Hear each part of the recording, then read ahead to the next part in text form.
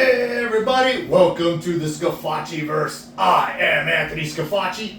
And I'm Alan Gigax. And we want to thank you for coming back every single week. Follow us on Instagram, follow us on Spotify. Make sure you download, subscribe, leave a comment, leave a rating. They really help. And That's Alan, true, all those things help. Alan, welcome to another episode. Hell yeah! Yeah. It's another fun one. They're always fun, I guess. Yeah, but, yeah. But yeah, Greatest it's close job to in the our world, hearts. man. Yeah, that's right. Yeah. Except for the pay. Yeah, pay, Yeah. I feel like the greatest job would pay.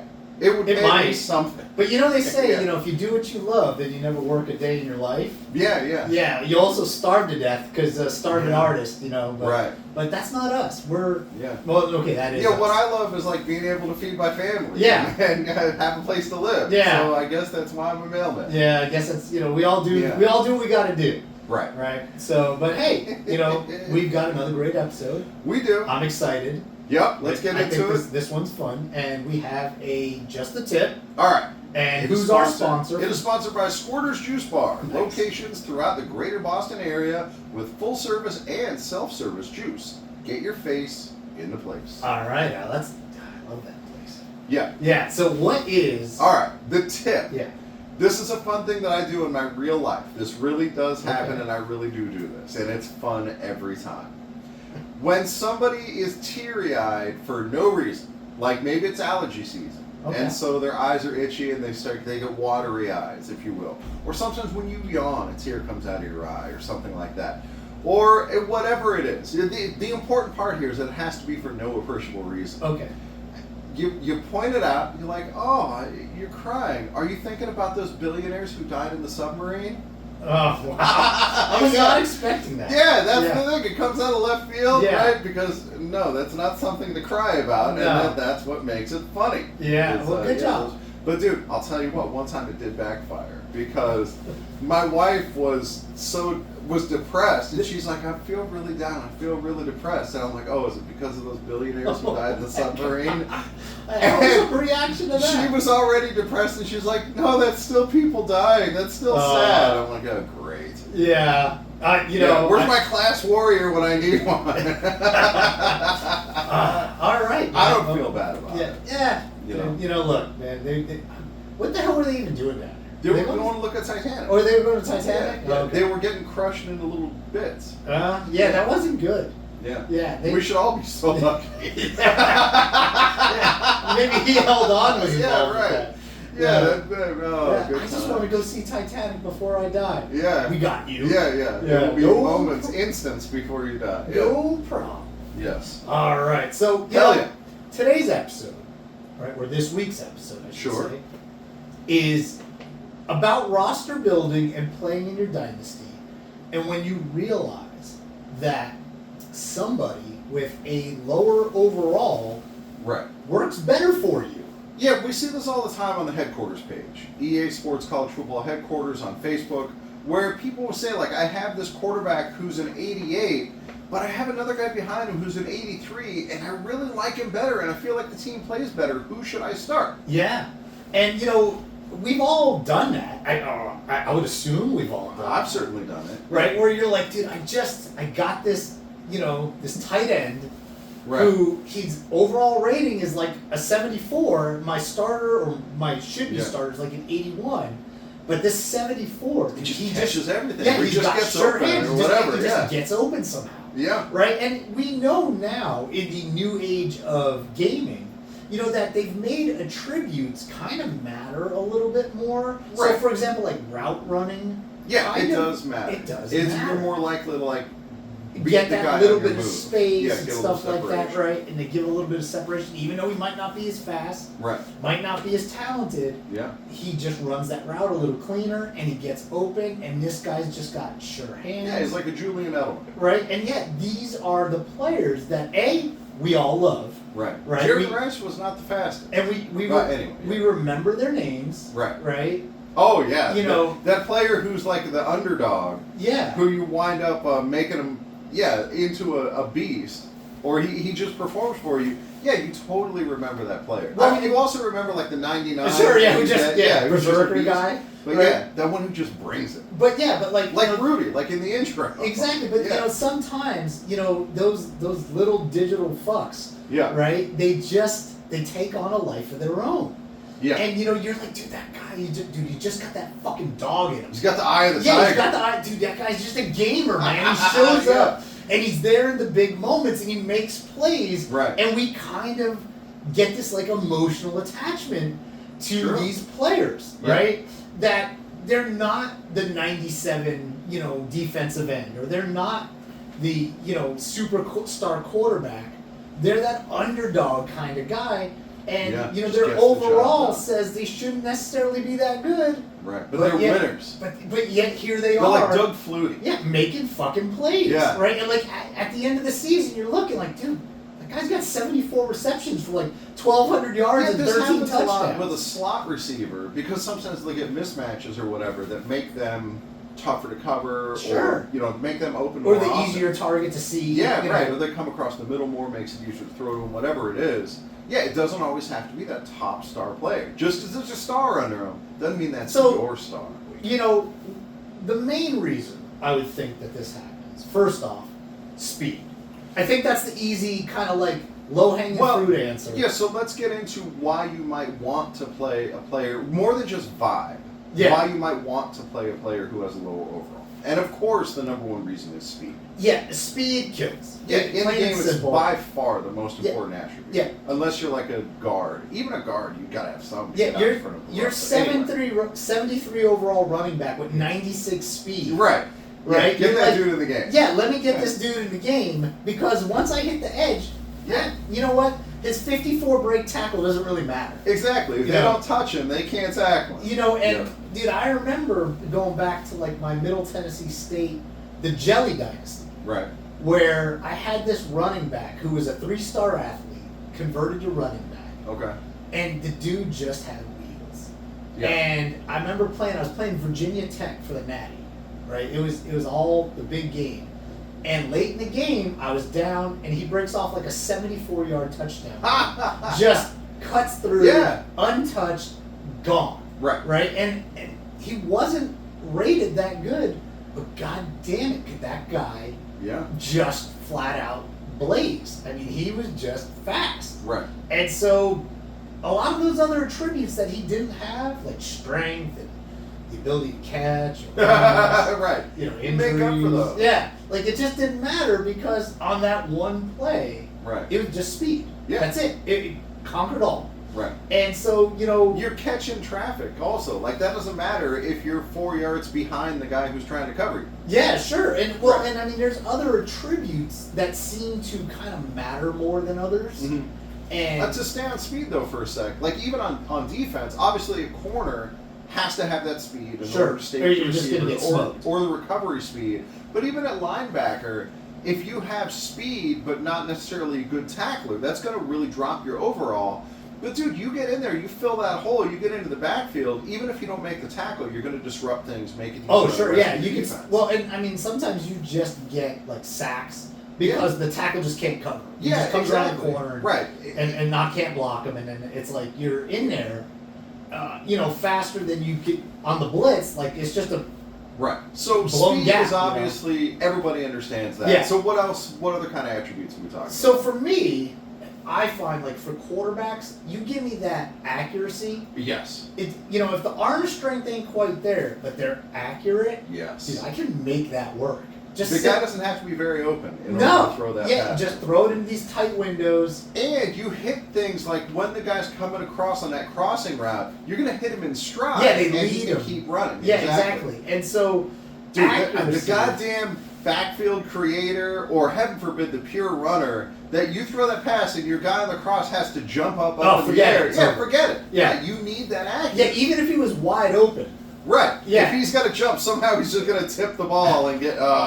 Dude. So that one, I would say, for defensive tackles, strength. Strength. Yeah.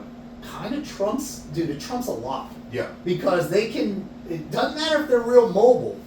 Right. They're just fucking people movers. Yeah, And what was the name of that big, huge, fat guy for the Green Bay Packers? Like Gilbert or something? Like Sean Gilbert or whatever? I can't mean, there's been a few guys like that. Like Ted Washington. Yeah, like and Tony Siragusa. Oh, yeah, Tony. That's a great example. Yeah, Tony Siragusa. Was he an athlete? Yeah. Not really. Yeah, I mean, like, where Ndamukong Suh was, like, this, like, kind of freakish or John athlete. Yeah, dude, Tony Siragusa and John Randall both played nose tackle. Both effective. Very different ways. But, exactly. Right? Where John Randall was, like, that athlete that was fast. Right. Tony Siragusa wasn't Just exactly known for his blockers. speed. Yeah. You know, but there's different, you know, coverage abilities for, like, a free safety, where if they just have high man coverage, they seem to just, they're just going to make plays, even if they're not that fast or they're not that agile. Right. They make plays, right? And so, you know, those are kind of the reasons these, like, key ratings that show up here and there, and they can take a lower overall player and elevate them. Yep, I would agree with that. So let's talk about in our own history, we have players who, you know, didn't necessarily fit the mold for being a great player at their position, like a Doug Flutie at quarterback. But, you know, for us it was receivers. Yeah. I mean, like, my favorite player of all time is probably Marcus Galloway. He made it into the Coach Raw novel. Oh, yeah. And the story did kind of revolve around him in real life when I was playing it. But he wound up being like a 97 overall, you know, his senior season. And so he did what you expect him to do. Sure, yeah, he was a beast. He was a beast, right. He was just played strong in all the right places. Sure. But then you get a guy like Bayer, Bayer. He was a tight end at New Mexico State. Yeah. And he was an offensive lineman who I converted. Okay. Because he had like 77 speed. Oh, which is really good for an offensive lineman. Yeah. And it's really kind of right in the target area for a tight end. Sure. You know, they're not that fast. And so he had decent speed, he had good agility, because these are lineman attributes. How big was he? He was like 320, Holy something like shit. 6'7", 320, something He was like like that. offensive tackle. Yeah, dude, and outrunning middle linebackers Nice. who couldn't stick with him. And it was like the first year, his catching was like a 41. Okay. You know, and so that was a bit of a struggle, but he was also a star. Star development trait. Oh, okay, so he was going to get better. Yeah, and so he was going to get better and get better fast. And so the next year, his catching jumped from like a 48 to an 81. Holy shit. Yeah, and like, all right, dude, now this guy... Game on. Yeah, because, anytime he goes against an outside linebacker or a safety and blocking, just pancakes. Like, the dude would get like 15 pancakes a game. It was so great. 15 pancakes in the pregame. 15 pancakes in the game. Yeah, exactly. Yeah. And so then, dude, he'd go out there and he would have like 12 catches. Like 12 catches, 15 pancakes. Yeah. And my favorite thing was when he would dive for the catch and make the catch, and when he'd land, like the whole stadium would shake. It didn't really, but in my head, that's what would happen. That's good enough. That's what makes it fun. Yeah, it was so fun to play with this dude who, and I'm sure I had receivers out there who were like good receivers, like, dude, I'm open too. Yeah. Yeah, but I can't see you. Yeah, like thrown it to the big man. Yeah, exactly. Oh, good times, dude. What about you? You got a big man. So yeah, I did. So I had this player, right? He was 6'7", 242 pounds, but he was a wide receiver, like a wide receiver the computer just randomly generated. Right. And he was not fast, right? He had like 82 speed, but 98 acceleration. That's good off the ball. His catch in traffic and his route running, both of those were really high. Okay. So like his short route running and his catch in traffic were like in the high 80s when he was like a freshman. Okay. And so he wasn't fast. So he's reliable. Yeah, but dude, inside of the red zone, right? Unstoppable, completely unstoppable. Right? His name, he was Antonio Brontosaurus Hollins. Right? He revolutionized Army football for me. This guy was so much fun because somehow too he would always get open on play action passes. Right. He would just get open. He would just be there, and he would go like I broke every college receiving record with him with 82 with a guy with 82 speed. Yeah, he never got faster. Right. But he had that 98 acceleration and the slick route running, and he just caught everything. And dude, it was like press coverage. Yeah, so fuck fun. you. Right, you're not pressing this. Dude, guy. you couldn't I'd run the slant right off the snap, and he would just get that inside position. Mm-hmm. And so like anytime 7-yard line into the goal, boom, automatic. The dude was automatic. Right? Yeah, and his overall, by the time I think his overall was an 86. Right. Even his senior year, it was never that high because he never had. It's speed. a shame that the game doesn't pick up on that, where he won't get drafted. No, he didn't. And it's tragic. He might have got drafted. In real life, he would have got drafted and moved to tight end. In the game, they should account for that. If you've got a guy who just plays his ass off, and broke every college receiving record, career, exactly. Somebody's going to take. At least the Browns are going to take a shot on that dude in the third round. And once I realized what I had, I would force feed that guy the ball. He would get 9, 10, 11 receptions a game. And have 3-4 touchdowns. I mean, the guy was unstoppable, and so he was one of my favorites. And then I had this other player, right? Who I can't remember his name because this is so long ago. Okay. But I nicknamed him Pro Size, which I thought he was like a 310-pound defensive end. Okay. Who was like Reggie White. Oh sure. Right, and he would forklift dudes and just throw them. Right? And he had 70-something speed. He was fast and strong and nothing else. Right. He couldn't do anything. Dude, he had no moves. Right. He had no nothing. But this motherfucker was beefy. Yeah. And he would just line up a defensive end and, dude, that whole side of the field shut down. Right. There was no getting around that guy. There was no... Dude, he was, huge. He was, 6'9". He was just a monster. Defensive we're talking about people playing above their ability level. Yeah, his overall was a 72 or something. So that applies to teams too. Yeah. Where you can have a team that goes, that's maybe a 75 overall, but what they're good at is what you're good at it, or just meshes. Yeah. And they play above their ability level. Dude, I've had that happen where I have a good recruiting year. My team goes from a 78 up to an 84. And I think, oh, this is great. Now we're going to really start dominating. And it regresses because the team I had before just matched better with what I was... Or I don't really know why. Yeah, match my play style. So much of that rating is based on just strictly the quarterback. Yeah, well, and that's part of the thing is it's kind of not... I wouldn't say fool's gold, but it's misleading. Yeah, right? Especially, for me having a running team... so what if I have a 97 quarterback? That's obviously super good. Yeah, but he's only throwing 14 passes a game. Yeah, you're like Ben Roethlisberger his first year with the Steelers. They're you're just gonna throw about 13 times a game. Yeah. And that's it. We're gonna run this ball.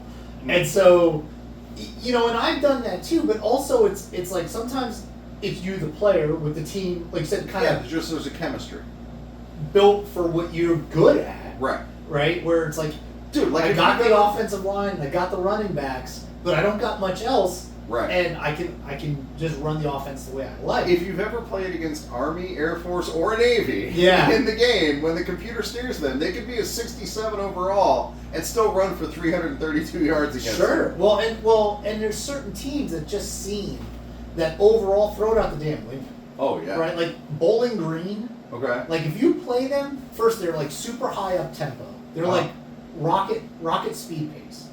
And they do that the entire game. And they throw it 55 times a game. Right. And it's all spread out. And dude, they play way above. Well, their quarterback will throw for 400 on you. Right. Right, and 4 touchdowns, and they're a 67 overall. Yeah. And it just, their defense sucks balls. Right. So you're still probably going to win because they're not going to stop you. But offensively, dude, they're friggin' tough to stop, dude. Yeah. You do the MAC, you do those the Northeast teams. I'm more of a Southwest guy, and for me, it's San Antonio. Oh, the Road Runners, they run that same that up tempo, no huddle, 4 and 5 wide receivers, and it is so hard to stop. Well, so in one of my dynasties, not in 25, not 26. I don't know what happened in 25, but they became a goddamn behemoth. When I was using Buffalo, UTSA got good.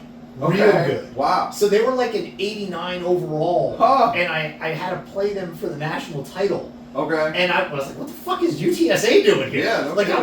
I was kind of sleeping on them. Sure. But when they get like talented players, and they're still, oh my god, dude! Yeah, it was like they had Dan Marino, they had like Duper Clayton, Yeah. they had Jerry Rice. I mean, it was like they were getting wide receivers and they were Right. getting quarterbacks because their stats were just out of control. Sure.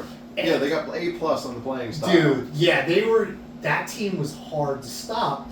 But they were hard to stop even when they were a bad team, like when the game launched. Exactly. Right. They were hard to stop. See, I feel that way like when I play Georgia Tech. You know, they're a good team, and then they also do that same kind of offense that's like the power spread or Yeah, they that's run what the it is. option, It's like the power spread, but and- they run a lot of options. Yeah, and oh my god, dude, it's so hard. Yeah, and so When you get these good players, when you get these good teams, you know the thing that's changed with the new version of the game since the game came back is that the Brontosaurus could have this incredible junior year. This happened with Bayer. yeah, He had this phenomenal, I saw the magic in him. I saw the eye of the tiger. That's me. I did that. I made you a tight end, you ungrateful little shit. yeah, you're gonna go play in the pros. Yeah. That was me who did that. Right. And so his junior year, he transfers, or What? transfers out to some other school to play out his senior year because of pro potential. Ah. Motherfucker, you wouldn't even have any pro potential if it weren't for me. Dude, it's blood in, blood out at MTSU. Yeah, You ain't exactly, leaving, dude. right? You ain't leaving. Yeah, and that's the thing now is with the game and the transfer portal. Yeah. Like this just happened to me. Okay. Dude, my stud free safety Cortez Temple, who we'll hear more about in another episode, yeah. That guy left, right? Is his overall's at 82, but he was goddamn defensive player of the year. He's fucking manimal, and dude, he's now playing for the Kentucky Wildcats because he left. He's like, I can't be here anymore. I gotta get out, and it's like that. And dude, it was so frustrating. Man. Yeah, you put all this energy into people. They really need to bring back, like, you can shoot the moon to try to keep somebody, and that's what promises were. Dude, back if they 13, you can make promises. Yeah, they got to bring that kind of stuff back, where you could always try to re-recruit your guy now. Yeah, sometimes if the deal breaker isn't working against you. But yeah, I mean, like big time, losing these guys that you kind of these low overall players that you put into the spotlight, and now they're shining, and they're gonna just dip out on you. Right, dude. It's a new level of frustration that the old game didn't have. There wasn't no damn transfer portal. Right. When the Brontosaurus was doing his thing in Army, I knew I had him. Yeah. Like, he's going to be here for the next 3 years. Yeah, and then he's going to Afghanistan. Yeah, that's Then in order to get him to go to Army, I promised he could be an astronaut. Oh, there you go. Yeah, so that was They don't take guys that size. Yeah, in 13 you can promise anything. So I was like, you're gonna get to be an astronaut. Exactly. Yeah, just give them the promises. Good times. Yeah. All right, let's get out of here with our closing sponsor, which is Dumper. Nice. And I haven't heard from them in a minute. I know, and they have all these different taglines that I just love. When fecal urgency strikes, you can count on Dumper. That one's okay. When you're in a pinch and need to pinch one off, count on Dumper. Yeah. Stop swiping and start wiping. Yeah, Dumper is dude, it is a miracle app. It is. It really is. Yeah, well, let's just explain briefly what it is. Go ahead. So it's like ride sharing except for your bathroom. Toilet sharing in this case, right? Is that you're out maybe working in a neighborhood or working around and the urge just comes. Yeah. And you gotta go, and maybe it's a 15-20 minute ride to the next closest bathroom. Right. You can't go home. Yeah. At Jack in the Box, they won't necessarily let you use their bathroom. Sure. And so they've been burned by that too many times. And so the Dumper app, you open up Dumper. Right. DUMPR. Yeah. You browse, right? And then you set like what you're looking for. And there's all these different criteria. Yeah, and like what your need level is. And how urgent it is, and what your budget is, and then you swipe right, and then somebody also swipes right. People who you have match, kind of like a grinder. Yeah, exactly. I mean Tinder. Yeah, exactly. I mean Christian Mingle. Right, and then boom, there it is. there's a map. It's like GPS guided Yeah. right to their house. You just go in. Yeah, And even inside the house, there's augmented reality Yeah. where you like hold the phone out in front of you and it gives you So turn you by can- turn yeah, 'cause to the bathroom. the seconds are precious. Dude, and you know, I think the app I mean, everybody's had this urgency, but the app developers must have known that, like, dude, when you get into the house, that's when It's- the flying spaghetti monster is noodly He has to offended. start extracting so that you Right. can get ready. Somehow your asshole knows exactly, like down to the inch, how far away that toilet is. And if it were 3 inches further away, you'd splat onto the ground. but you know. Your body yeah, knows. right. How And they so- know? Yeah, how do it know? And so with the augmented reality, you're never going to have that mishap. You're going to be able to go right to it. Because, dude, you take a wrong turn, you wind up in their kitchen. Yeah. And those poor people ruin the day they ever signed up for They got a something. garbage disposal. Yeah, exactly. Sorry. So, dude, it's a great app. Yeah. So anyway, so that's Dumper. Yeah. And the last tagline, Dumper, we'll leave the fan on for you. Nice. All right. For Anthony Scafacci. I'm Alan Gigax. This has been a balls deep production of the Scafacciverse podcast. We are out.